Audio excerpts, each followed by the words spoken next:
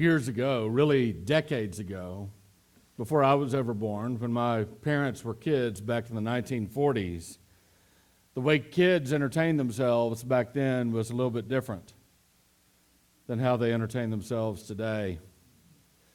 You know, there were no video games back in the 1940s. There were no cell phones. There were no video games on cell phones. And you might wonder, if you're a kid, well, how did they even survive? I mean, weren't they just bored to death? How do you survive childhood without shooting zombies? I mean, come on. So they actually did just fine, even though there were no video games for them, because children back then engaged a part of their brains that today video games accomplish on their behalf. And they used what's called their imagination. And so back in the 1940s, families would typically gather around the radio, and they would listen to different radio shows that would come on. They'd listen to the news together as a family, or they would listen to comedies together, or they would listen to music together. Can you imagine listening to the same music that your parents listened to? Just unheard of, right? And sometimes they would even listen to scary shows that came on the radio. And one of the most famous scary shows that came on the radio was a show called Inner Sanctum. And the host would say something like this: "Good evening, friends.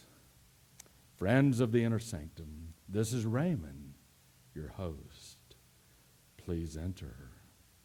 And then this old creaky door of the inner sanctum began to open.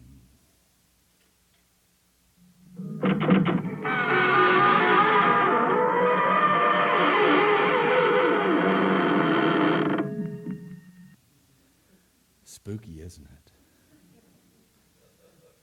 Some of you, I just took you back to your childhood too. But the name of that show was chosen very intentionally, very carefully. Inner Sanctum. We don't use that word sanctum very much. I mean, a sanctum is not a common place. A sanctum is a sacred place. It's a private place. It's a mysterious place. A sanctum isn't common like a marketplace or a business or a school. A sanctum is unusual. There are not very many places that we might enter that are truly sanctums. I mean, who really knows what happens in a sanctum, right? Who would dare to walk into an inner sanctum? Well, that idea of a sanctum is very close, as you might be able to expect, to the idea of being sanctified. You can hear the common root that they have together. You see, when something is sanctified, it's made unusual. It's made mysterious. It's made uncommon. When something is sanctified, it's made holy. And so today, my friends, as your host, I'd like to invite you to take the briefest of journeys with me as we encounter one of the most mysterious names of God in all of the ancient scriptures, Yahweh-M'Kaddesh, the Lord who sanctifies. Now, I want you to remember as we begin this journey that every name that God has given in the Bible actually reveals something that is otherwise a mystery to us about his nature. And not only do God's names reveal his nature, but they serve another purpose as well for us, because every name of God also contains within it a promise or an application to our lives today. And this name of God, the Lord who sanctifies, is a very mysterious name altogether because it's only mentioned twice in all of the Old Testament.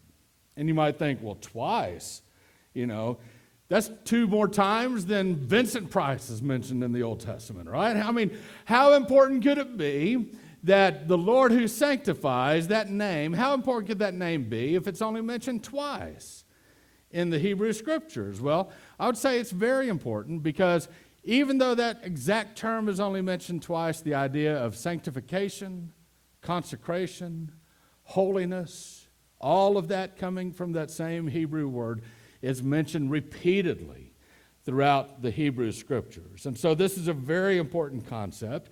It's a very important name. And these 2 times that the term the Lord who sanctifies is mentioned tell us something very important about the very nature of God and the nature of ourselves. And so the first place where this is mentioned is in Exodus chapter 31, verse 13. We'll look at verses 12 and 13. In Exodus chapter 31, verses 12 and 13, they appear on the screen behind me. The Lord said to Moses, "Tell the Israelites this." Here's the message, okay?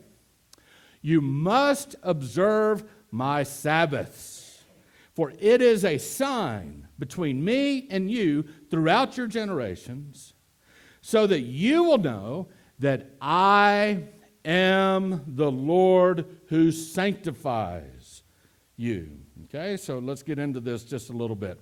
The Lord had instituted Sabbaths for Israel, his people, his children, to observe. And these Sabbaths served as a means by which they were set apart from the other nations. And so Egypt, which was on the border of Israel, and all of these other nations, the Canaanites and the Philistines and all of these other nations, the Ammonites, the Moabites, they would look at Israel and they would say, "Why are you observing these Sabbaths?" And the answer would be very simple: because this is a way we show our devotion to our God.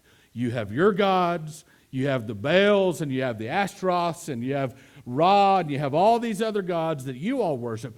But we have a God, and he has a name, and we call him Yahweh. And we are devoted to this particular God because he is the Lord Most High. He is the highest of all of the gods that could ever be imagined. And he is not simply a figment of our imagination, but he is real. He is the creator of all, and we are devoted to him. And so when we observe our Sabbaths, it is a way of distinguishing between us and the rest of all of you who worship other gods. And so the Sabbath served as a way for the Israelites to be set apart. Now, what in the world is a Sabbath? Some of you may know, but in case you didn't know, a Sabbath was basically a day of rest. It was a day of rest for the people. And everyone in Israel was commanded to observe these Sabbaths. Everyone from the lowest of the lowest servants to the king himself of Israel had to observe the Sabbaths. The Sabbaths were so important that even the animals had to observe the Sabbaths. The Sabbaths were so important that even the land that God gave Israel had to observe a Sabbath from time to time. And so the Sabbath, in very general terms, was a day where the common Israelite would focus on God. That Israelite would cease from all creative activity, and he would spend the day focusing on God. And so there was no planting of the ground, no plowing of the ground, no planting of seeds. There was no harvesting of the crops. There was no preparation of meals. There was no cooking. There was no cleaning. There was no mending of garments. All of these things ceased. Israel ceased from all of these creative activities, and they spent that day focusing on God. And you might wonder, well, how do you do that? I mean, how do you focus on God for a whole day? I mean, really, like, what do you do? Just sit in your recliner and just go, God. You know, how do you focus on God? How does a person actually do that, right? And, well, the Sabbath had some deeper meanings than just someone sitting on their couch, you know, and thinking about the name God, okay? To the Jews, the Jewish Sabbath, it was, first of all, a reminder of the original day of rest that God had instituted into his creation. You remember Genesis? Very early parts of Genesis. 6 days God worked. The seventh day God rested. God didn't rest because he was tired. God rested because he was celebrating. He was celebrating all the rest of the days in which he created everything that exists. And so that original day of rest was built into the very fabric of all of creation, even into the fabric of your soul. And so the Jewish Sabbath was a remembrance of God's original day of rest. And so when the Sabbath was given to the Jews, they were reminded of this powerful truth, that the entire world that God has created has a purpose. And not only does the entire world have a purpose, but I have a purpose too. God has made me in his own image. And so I have a purpose. The purpose of humanity is to rule over the world as a good manager, as a good steward of everything that God owns. And so the Sabbath day was a day to reflect on that powerful truth and that responsibility, that awesome responsibility that God has given humanity. The Jewish Sabbath also memorialized how God rescued the Israelites from Egypt. Now, what were they in Egypt? They were slaves. Guess how many days of rest a week a slave gets? 0. They got no rest whatsoever. So for some 400 years, they were slaves in Egypt. They cried out to God. God finally answered their prayers. God rescued them, and God gave them every single week a day to cease from their labor. And if you think that they might have been grateful for that day, you'd be exactly right. And so the Jewish Sabbath served as a possibility, a day of enjoyment of the personal freedoms that God had given them. The Jewish Sabbath also was a day to lay aside all of the burdens of life and not worry about the burdens of life and just reflect on God. And that's a good practice for us. We need times where we just lay aside our burdens, and we then can experience the peace, the shalom that God wants us to experience. And the Jewish Sabbath also was a foretaste of the world in which God had promised. God promises us a new heaven and a new earth. And there is a very powerful sense in which that experience for us, when we get to that new heaven and new earth with new resurrected bodies, that entire experience will be a time of eternal rest. Rest in God. Will we be given work to do? I think we will, but the work will not be toilsome. We will not be fighting against nature and against time restraints and everything else in order to get our work accomplished, but it will be a joy. And so we will have rest in the new world. Here's the question for us. Is the Jewish Sabbath something that you and I as Gentile Christians have to observe? Well, I would just tell you this. There's absolutely no harm. It'd be a good thing, in fact, for us to take some time every so often to enjoy God as Creator, to remember that He's the one who's freed us, to remember that He's the one who takes our burdens away, that He's the one who's promised us a new heaven and a new earth. And there's nothing wrong, I think, with setting aside a day of the week in order to celebrate all of those things. And I would remind you that God has built rest into your very soul, just as He does throughout the rest of creation. And if you're someone who never takes a break, you're going to wear yourself out. And it very well may be that God will come back and get that rest one way or the other if you're not careful. God wants us to enjoy His rest and His favor. He wants us to celebrate Him as the Creator of all. But I would tell you this as well. Observing the Jewish Sabbath is not obligatory for Christians. Why? Because Jesus Christ has fulfilled the Sabbath law. He has instituted a new covenant with us. We're not under the old covenant of Judaism. We're under a new covenant that God has established. And we, in fact, have a day of celebration. And we call it the Lord's Day. It's called the Lord's Day because if you read the Gospel of John and the other Gospels, every time Jesus appeared after He was resurrected, it happened to be the Lord's Day. And so that's a wonderful day for what you and I typically call Sundays. But I'd like to refer to it as the Lord's Day. That should be a day in which we come together as we do today and celebrate God's goodness. And so this new this new covenant that you and I have, it is not a covenant that's based on Sabbaths or moons or festivals or temple observances. And all of those things have tremendous meaning, and they're great, and they're very rich in their meaning. And yet all of those things are a sign of something that is greater, and really it's someone who is greater, and it is the Messiah, Jesus Christ, who has saved us. Yet for ancient Israel, the Lord used those Sabbath observances as a way to set them apart from all of the other nations which worshiped other gods. The second Hebrew scripture that uses that term, the Lord who sanctifies, is found in Leviticus chapter 20, verses 7 and 8. I invite you to turn to that passage. In Leviticus chapter 20, verses 7 and 8, it very simply says this: consecrate yourselves and be holy, for I am the Lord your God. Keep my statutes and do them. I am the Lord who sets you apart. So whether in this translation the previous scripture said consecrates you, or here in this verse says sets you apart, or in your translation it may say sanctifies you, it's the same idea. It's the same Hebrew scriptures. Different translators might translate it different ways. But he is the Lord who sanctifies you. And in this passage in Leviticus, the Lord had given Israel his law. He had given Israel, this is very important, he had given Israel his word. He had given Israel his statutes, his precepts. He had given Israel his law.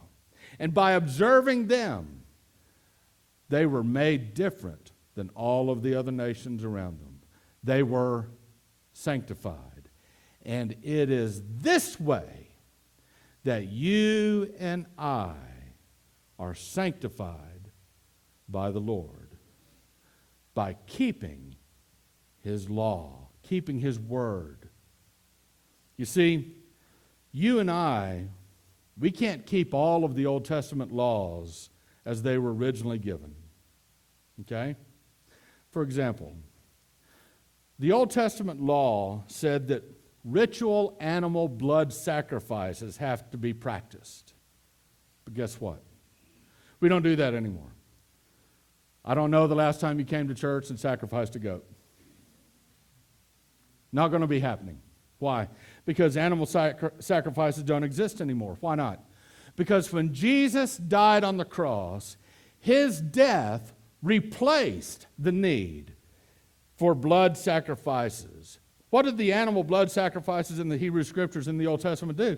What they did was they delayed God's wrath. They delayed God's wrath. Year after year, on the Day of Atonement, the sacrifices would delay the wrath of God. But when Jesus died on the cross, there was no more delay.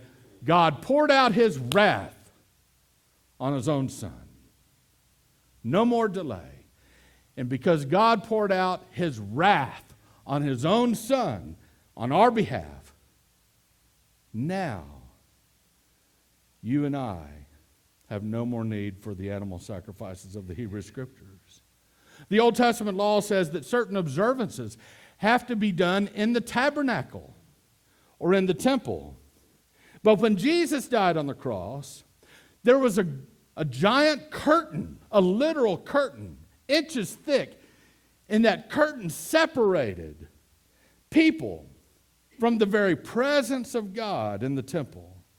And that curtain was torn in two from the top all the way down to the bottom. And then a few decades later, in the year AD 70, the Jewish temple itself was completely destroyed. And so today, you and I do not have a temple in which we obey God. We are the temple in which we obey God.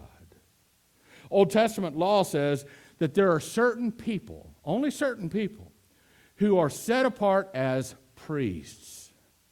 And these priests have to observe certain observances for all of the people. But now, There is no more Old Testament priesthood. Why? Because when Jesus died on the cross, he died on the cross as our great high priest. And what he did was, he made a way for every single one of us to come directly to God. And not only that, but he, as the great high priest, has made every one of us believers in him priests ourselves. Every one of us is a priest. What does this mean? If you're a priest, it means you have the ability now to go directly into the very presence of God, to go directly into his throne room. And not only can you go into his throne room, but as a priest, you can intercede on behalf of others who may not yet know him. And this is the most powerful truth of all. As a priest, you have this right and this ability, and here's what it is. You have the right and the ability to introduce people that you know to the God of the universe.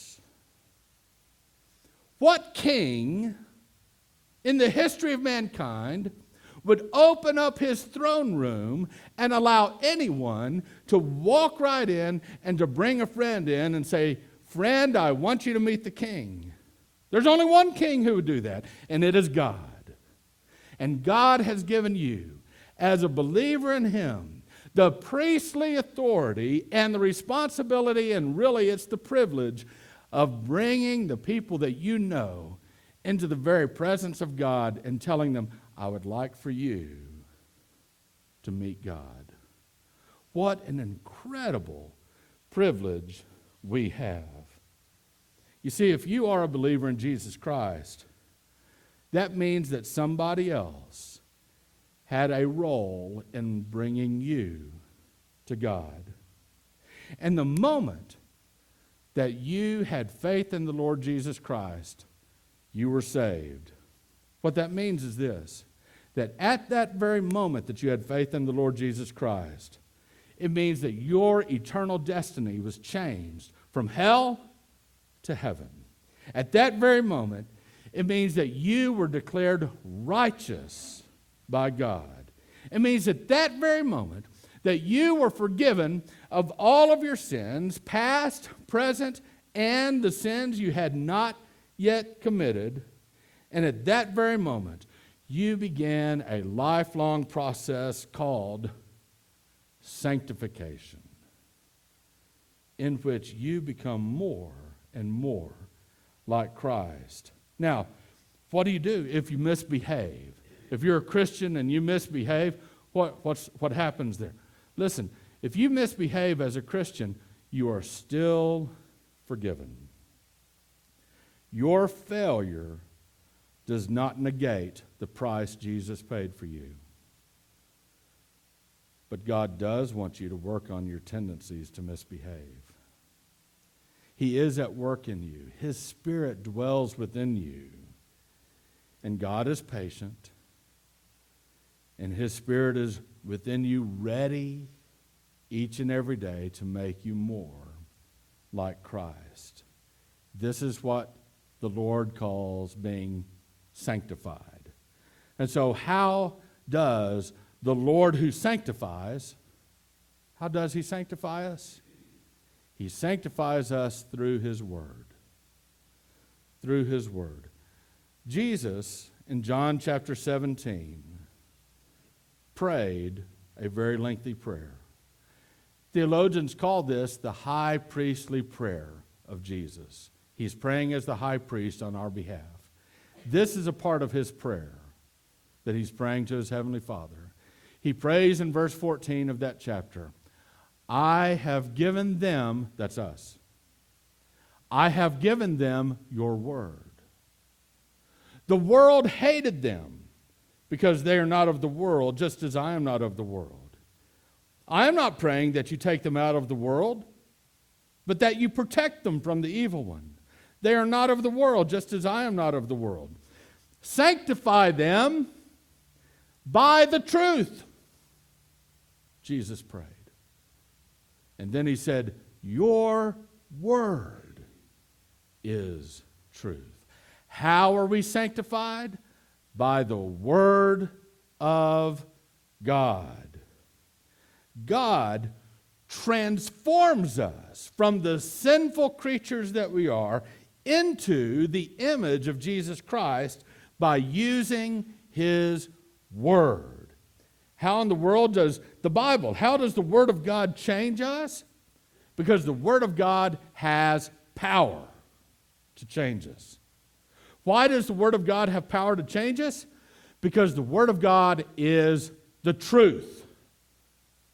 Sanctify them by the truth, Jesus said. Your word is truth. Here's the point. There are a lot of messages that you can listen to these days.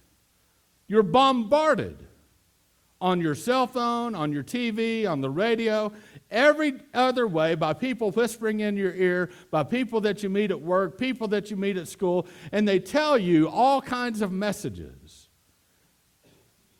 that you might believe. You're constantly bombarded by this person's viewpoint and another person's philosophy and another group's ideas. And the things, by the way, which people say to you that were deemed to be absolutely true 10 years ago are no longer true today. And the things that people are saying today will be dismissed or debunked, disregarded in another decade. But God's word is absolutely true. God's word never changes. God's standards are always perfect. God's absolutes are not subject to popularity or to polls or to politics, because God's word is pure. It is true. And here's what happens. When your mind engages God's word, there is a collision of your false beliefs with the truth of God's word. The false beliefs that reside in your mind that cause you to disobey God are confronted by the truth of God's word. The false beliefs that cause you to act destructively toward the relationships that are important to you are dismantled by the very word of God.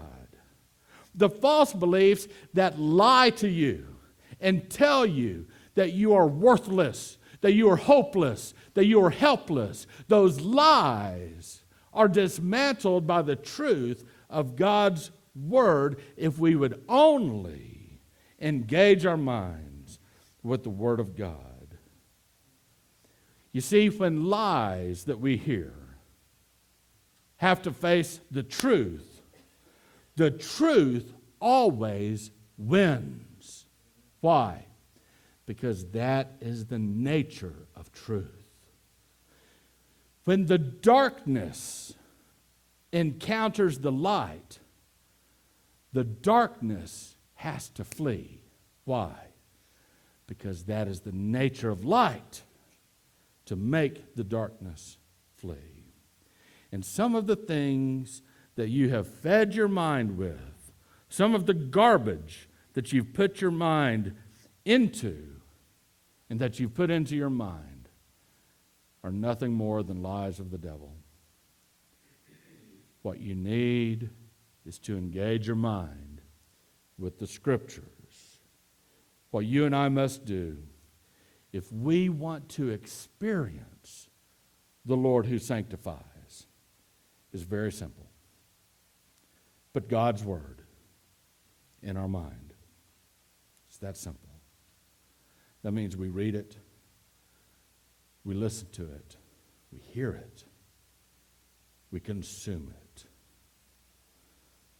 Romans 12 verse 2 says, "Do not be conformed to this age, but be transformed by the renewing of your mind, so that you may discern What is the good, pleasing, and perfect will of God? God has given us His Word because it is His Word through the power of the Holy Spirit that changes us into something infinitely more beautiful. It changes us into the image of God's Son. What a wonderful thing. What a wonderful blessing that God Himself would look upon me, a sinner who deserves death and hell, and say to me, I'm going to make you into the image of my Son. I don't deserve that. Neither do you.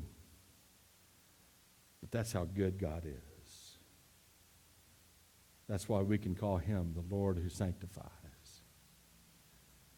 I talked just a few minutes ago about what Jesus did on the cross and how He purchased salvation for us.